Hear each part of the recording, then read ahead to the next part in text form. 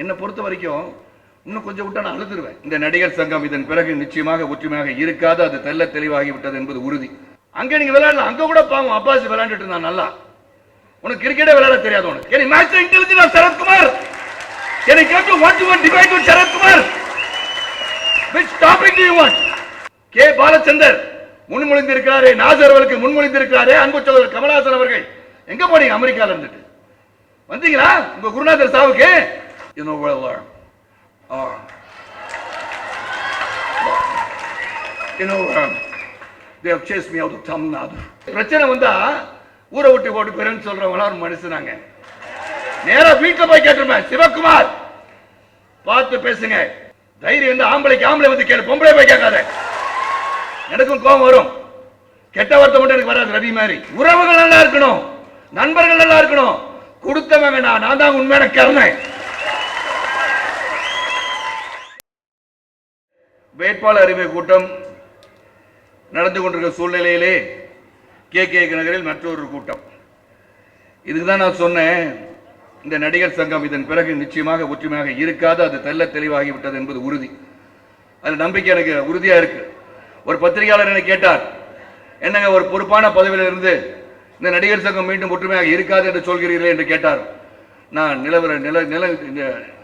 நடக்கின்றதையெல்லாம் பார்க்கும்போது, அந்த அவதூறுகளை அள்ளி வீசும் போது, குறைபாடுகளை எடுத்து சொல்லும் போது, எந்த ஒரு ஆதாரம் இல்லாமல் பேசும்போது எனக்கு வலிக்கிறது என்று சொல்கின்றேன். ஆக நிச்சயமாக என் மனைவி சொன்னது போல என்ன சொல்றதுன்னா, நிறைய உழைச்சாச்சு, உழைச்சதுக்கு ஒரு மரியாதை இல்லைன்னு இது எப்படி இது ஒன்றா இருக்க முடியும்? அண்ணன் சொன்னாங்க விஜயகுமார் நான் பேசும்போது, நாட்டாமை அப்படின்னு. இந்த நாட்டாமை படம் நடிச்சாலும் நடிச்சு ஓவரா நாட்டாமை பஞ்சாயத்து பஞ்சாயத்து பஞ்சாயத்து மட்டும்தான் நான் நடிகர் சங்கத்தில் நான் பார்த்துருக்கேன். ஒருத்தர் வந்து சொல்லியிருப்பீங்களா? உங்களை கேட்கிறேன், என்னைக்காச்சும் ஒருத்தர் வந்து சொல்லி நானும் ராதா ரவியும் நீ யார் சொல்வதற்கு இங்கிருந்து வெளியே போட்டு சொல்லி இருப்போமா? நம்ம சொல்லுங்க. உங்களுக்கு நடிகர் சங்கம் எங்க இருக்குன்னே தெரியாது உங்களுக்கு எல்லாம். இன்னைக்கு கேள்வி கேட்கறீங்க, ஏன்னா உங்களுக்கு personal Vendetta, your personal vengeance against Sarathkumar. தைரியமா சொல்லுவேன். சிசிஎல் பத்தி சொல்றாரு அவர். சிசிஎல் பத்தி தெரியுமா விஷாலுக்கு? செலிபிரிட்டி கிரிக்கெட் லீக் வந்து அவரோடதான், சொந்தக்காரர் தான் உட்கார்ந்துருக்காங்க அங்க. ரிஸ்க் கையெழுத்து போட்டது நானு, நீங்க டீம்ல ஆட வந்தீங்க. ஆனா இவர் சொல்றாரு, அடுத்த முறை நாங்க வந்து அதிகமா வந்து பணம் கேட்டு நடிகர் சங்கத்துக்கு கேட்போன்னு. நீங்க ஏன் பணம் வாங்காமையா அவங்க விளையாட மாட்டேன்றீங்க? கிரிக்கெட் ஆடுறதுக்கே பணம் வாங்கி தான் விளையாடுறீங்க. எங்க கம்பெனி 35 கோடி ரூபாய் லாஸ்ட்ல இருக்கீங்க சிசிஎல். உனக்கு தெரியுமா விஷால்?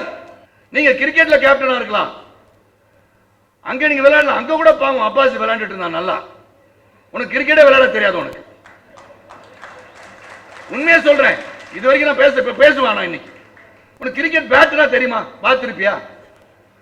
கிரிக்கெட் விளையாடுற கேப்டனா நீ? போனா போதும் உன்னை வந்து ஆக்கிட்டாரு உங்க முதலாளி, அதனால நீ பெரிய கேப்டன், அவர் பெரிய ஒரு பெரிய இது ஒரு கேப்டன், நான் தான் கேப்டன் அப்படின்னு. அதே அந்த டீம் வச்சுட்டு தான் இங்க நிக்கிறாரு. அன்னைக்கு அந்த டீம் மட்டும் தான் இங்க நிற்கும்.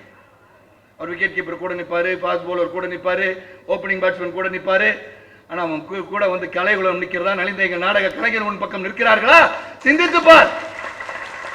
ஏன் நிக்கல? இப்ப போறாரு. இன்னைக்கு உண்மையில ரொம்ப வலிக்குது எனக்கு. இந்த நிகழ்ச்சிக்கு வந்தீங்க, அன்பு சகோதரர் முரளி அவர்கள் எங்களுடைய செயற்குழு உறுப்பினராக இருந்து மறைந்தாரே, எவ்வளவு பேர் வந்தீங்க கேட்டா? நம்ம ராதா ரவி அவர்கள் தேனாம்பேட்டையில் சாவுக்கு போவாரு, கோடம்பாக்கத்துக்கு சாவுக்கு போவாரு, அவர் வெட்டியான் வேலை பண்ற வெட்டியான் என்ற அன்பு சகோதரர்களை இழிவுபடுத்தி இருக்கிறார்.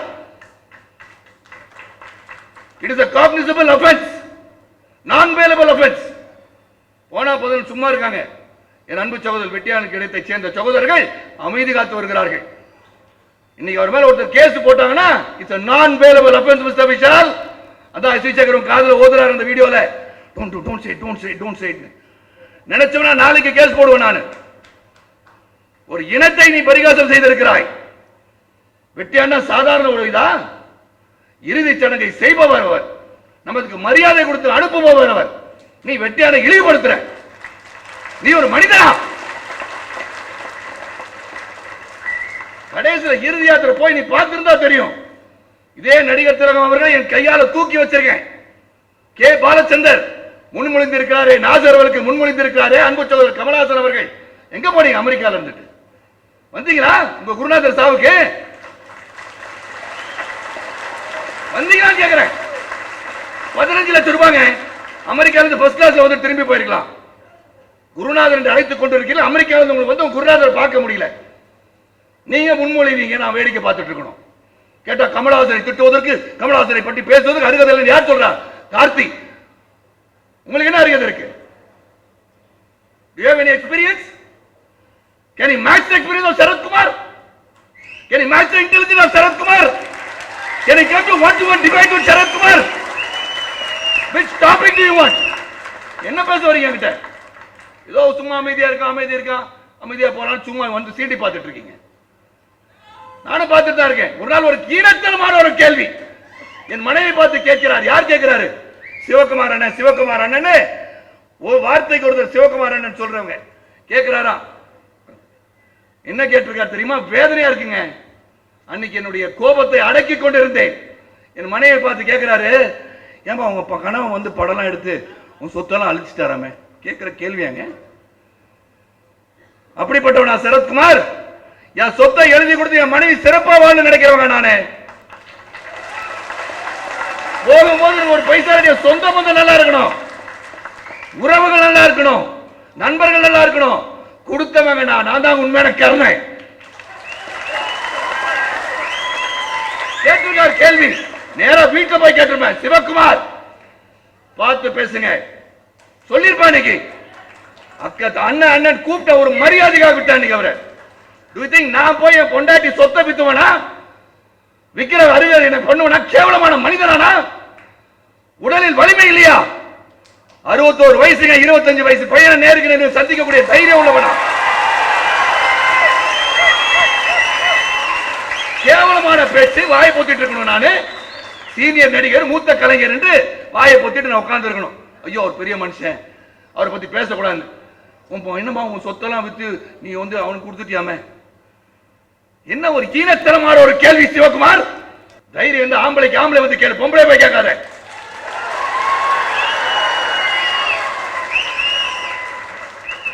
நான் வந்து என் சொத்தை வித்து கூட என் சொந்த பந்தத்தை, உறவினர்கள், நண்பர்களை காப்பாத்துறவங்க நானு. கடைசியில கட்டையில போகும்போது என் கிட்ட சொத்து இல்லாட்டி என் சொந்த பந்தங்கள்லாம் ரோட்ல நிக்க மாட்டாங்க, கோடான கோடி கோபுரத்துல நிற்பாங்க. என்ன பார்த்து கேட்டு அவ்வளவு மனுஷன். அவரோட மகன் கார்த்தி எந்த பக்கம் இருக்குதுன்னு தெரியல அவங்களுக்கு. என்ன பத்தி பேசுறீங்க?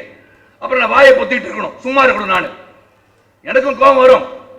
கெட்ட வார்த்தை மட்டும் எனக்கு வராது ரவி மாதிரி. ஆனா அதுக்கப்புறம் நான் சொல்றேன், அன்பு சகோதரர் துணைத் தலைவர் இருக்கிறார், ரவி அவர்களுக்கு எல்லாம் இருக்கீங்க. இதுக்கப்புறம் உண்மையிலே இந்த வழக்கு வந்து நிச்சயம் வெற்றி பெறுவோம். கட்டணம் வருங்க. கட்டணம் வந்தவொடனே இந்த ஆளை விட்டுருங்க. என்ன தயவு செய்து போதும் இந்த பழிச்சொல், எனக்கு போதும் இந்த அவமானம். Accusations and allegations against me. ஒருத்தர் சொல்லிருப்பாங்களா 33 வருட காலம் யாராச்சும் ஒருத்தர் சொல்லுவாங்களா? சரத்குமார் என்னை ஏமாத்திட்டான், சரத்குமாருக்கு துரோகம் பண்ணிட்டான் சொல்ல ஒருத்தரை வந்து ஒருத்தரை சொல்லுங்க. சொல்ல முடியாது. தைரியமா சொல்றேன், தைரியமா கேட்கிறேன். துரோகம் பண்ணிட்டாரு, எங்களை ஏமாத்திட்டாரு, கொள்ளடிச்சிட்டாரு, குடிய கெடுத்துட்டாரு சொல்லுங்க. ஒருத்தராலும் சொல்ல முடியாதுங்க. ஏன்னா என் தந்தையார் வளர்ப்பு எனக்கு இருந்து கொண்டிருக்கிறது, மேல் இருந்து பார்த்து கொண்டிருக்கிறார். என்னை பொறுத்த வரைக்கும் இன்னும் கொஞ்சம் விட்டா நான் அழுதுருவேன். ஏன்னா இது உடையுதேன்னு அழுகிறேன், உடைஞ்சு போகுதேன்னு பார்க்கிறேன். உடைஞ்சிரோன்னு நிச்சயமா எனக்கு தெரியும். செல்மணி சொன்னாங்க நாங்க இருப்போம், நாங்க இருந்த திருப்பி ஒட்ட வச்சிருவோன்னு. Never. It's not possible. It cannot be possible.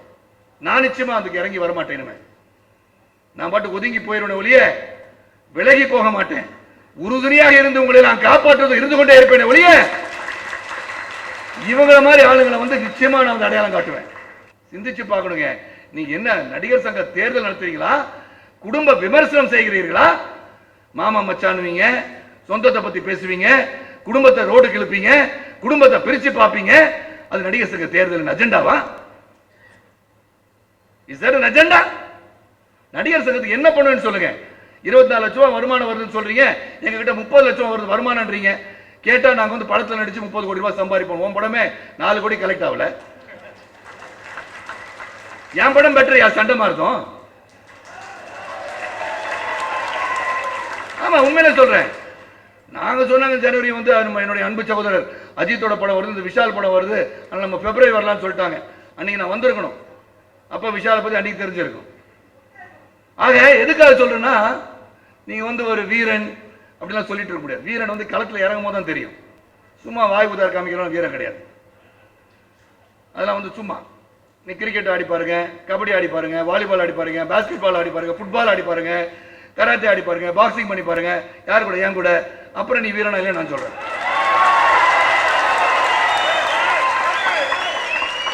உனக்கு முன்னாடி நான் வந்து பல வித்தைகள் கத்துவேன், உங்களுக்கு முன்னாடி பல வித்தைகள் கத்துவனா. சாதாரண மனிதன் நினைச்சிடாதீங்க, சீண்டி பார்க்காதீங்க. என்ன கேட்டா நீங்க ரகசியங்கள் வெளியிடுவீங்க சொன்னீங்களே, உடனடியாக ரகசியங்கள் வெளியிடுன்னு சொன்னீங்க. ஆமா சொன்னேன். தமிழகத்தில் என்னால் இருக்க முடியவில்லை என்று ஏளனம் செய்தாரே கமலஹாசன் அவர்கள், அமெரிக்காவில் போய் சொல்றார் ஒரு கூட்டத்தில்,